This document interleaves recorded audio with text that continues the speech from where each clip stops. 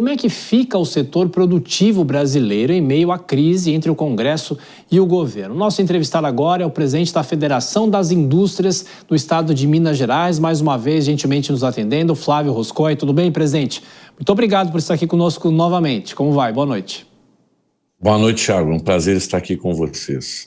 Bom, a FIENG sempre cita que a insegurança jurídica atrapalha muito o dia a dia do industrial, o dia a dia do setor produtivo. E essa história do IOF, que começa a valer, de repente o Congresso derruba, agora o governo vai fazer a judicialização. Como é que fica o setor produtivo nesse tiroteio? É possível prever investimentos? É possível fazer compras, fazer contratos? Ou está tudo em compasso de espera nesse caso? Thiago, essa é uma excelente pergunta. A gente acabou de voltar de uma missão ao Japão, né, com mais de 250 empresários brasileiros, e lá a gente ouviu de várias empresas japonesas que já investem no Brasil e que têm interesse de investir, uma queixa com relação à insegurança das regras no Brasil que mudam o tempo inteiro. E isso prejudica muito o ambiente de negócio, porque quando você investe, você normalmente investe a longo prazo, e quando a regra muda, a análise de investimento que foi feita, ela é impactada. Então isso prejudica não somente empresários brasileiros, que também têm que fazer suas projeções, e a população, mas como também investidores internacionais que enxergam o Brasil como um possível mercado para seus investimentos. Presidente, vou passar a palavra para os comentaristas, Dora Kramer e o Acácio Miranda. Começo pelo Acácio agora. Cássio. Presidente, boa noite. Prazer falar com você. Presidente, a gente tem falado bastante sobre todos os imbróglios que nós temos acompanhado, envolvendo o governo, envolvendo o Congresso, envolvendo o Supremo Tribunal Federal.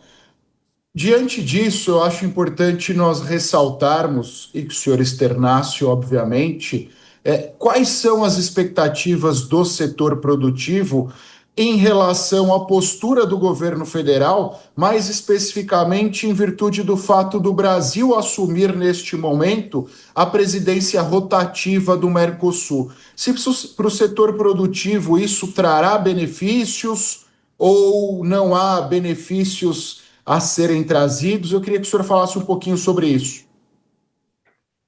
Boa noite, Cássio. A presidência rotativa do Mercosul, ela, claro que traz benefícios, mas na verdade o bloco decide em consenso, né? Então, na verdade, não há uma grande vantagem estar naquele momento presidindo o bloco, já que você precisa da anuência de todos os membros do bloco.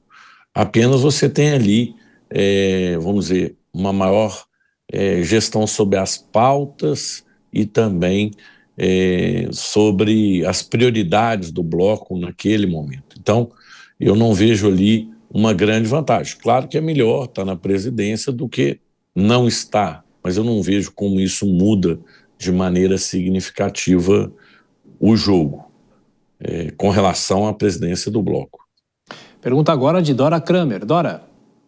Boa noite, Flávio. Quero voltar para o IOF, tá? Caso o governo perca, ou melhor, ganhe no Supremo Tribunal Federal e seja, portanto, retomada a vigência do decreto do IOF, como é que o setor produtivo pretende reagir? Boa noite, Dora. O IOF, na nossa leitura, ele é um imposto regulatório e transitório, quer dizer, ele jamais poderia ser utilizado com finalidade de arrecadação, porque ele, na verdade, visa regular mercados, né? E, no momento, nós não precisaríamos de um aumento de IOF, já que estamos com a taxa de juros no patamar mais alto da história recente, né? Uma taxa de juros real muito significativa.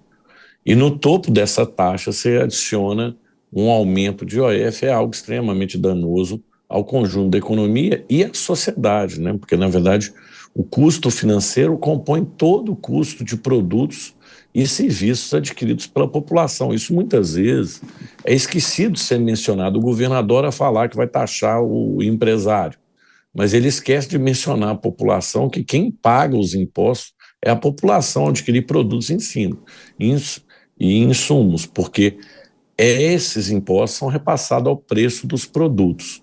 E isso muitas vezes não é comunicado de maneira adequada à população. A percepção de que o legislativo seja a todo momento questionado pelo executivo quando é contrariado no judiciário, acaba, na verdade, afetando a estabilidade dos poderes da República, né? E é exatamente isso que é a grita generalizada do Congresso. Olha, cabe ao Congresso a última instância da legislação, né? O decreto legislativo, que foi a medida utilizada pelo Congresso, ele é algo que está presente em nossa Constituição, ele é muito raro e só utilizado em casos críticos. Nesse caso, o Congresso expressou sua vontade com a absoluta maioria dos membros, entendendo que já atingimos a um limite de aumento de arrecadação. Quer dizer, o governo tem batido recordes de arrecadação, mas também tem batido recordes de gasto. A discussão está equivocada no Brasil. Nós tínhamos que estar discutindo a redução do gasto público e não a expansão contínua, permanente, o que obriga uma expansão da carga tributária. O presidente, queria fazer mais uma questão para o senhor, falando sobre a conjuntura, já prevendo esse segundo semestre. A gente sabe que muitas vezes o segundo semestre é mais aquecido e a indústria fica em dúvida se vai dar conta da demanda ou não vai. O IBGE divulgou ontem o resultado da produção industrial, ainda pegando um recorte de um mês um pouco mais para trás, não é tão exato, né, o levantamento, a gente não tem o recorte de agora, o senhor falou dos juros. Para esse segundo semestre, é possível esperar com talvez o arrefecimento da inflação e as famílias mais expostas a gastar? O que a FIENG projeta para esse segundo semestre? Olha, o arrefecimento da inflação no Brasil hoje depende de conjuntura externa, né? E, nesse sentido, os juros altos estão possibilitando ali um fortalecimento do real, já que fica muito atrativo investir aqui. A gente vê um recente fortalecimento do real frente ao dólar, o que, obviamente, traz uma pressão deflacionária, né? Toda vez que o dólar valoriza, né, ou o real valoriza, você tem uma pressão deflacionária no fronte externo. Por outro lado, no mercado interno, é aquela velha discussão, né? Por um lado, políticas públicas freiam a atividade econômica através do aumento da taxa de juros, e de um outro, o governo aumenta e acelera a atividade econômica através do gasto público. Então, essas forças se anulam. E, na verdade, com o gasto público, todas as duas, né? Porque já que o Estado é o maior devedor, ao aumentar os juros, você gasta mais com juros. E ao aumentar o gasto público, você emite uma força em direção oposta ao aumento do juro, porque o aumento do juro retrai a economia e o aumento do gasto público faz com que a atividade econômica se expanda. Então, o que acontece é que há uma neutralidade das duas ações, por isso que há dificuldade na contenção inflacionária e aí a manutenção da taxa de juros mais alta por um tempo mais longo que o desejado. E o resultado de ambas as medidas é maior déficit público, porque ao aumentar com gastos você vai aumentar o déficit público, ao aumentar com juros você aumenta o déficit público. Então a gente tem que quebrar esse ciclo o mais rápido possível. E isso tem que acontecer através da redução da expansão do gasto público.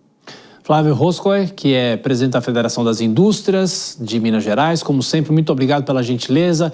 Bom descanso, volto sempre aqui à Jovem Pan. Um abraço, senhora.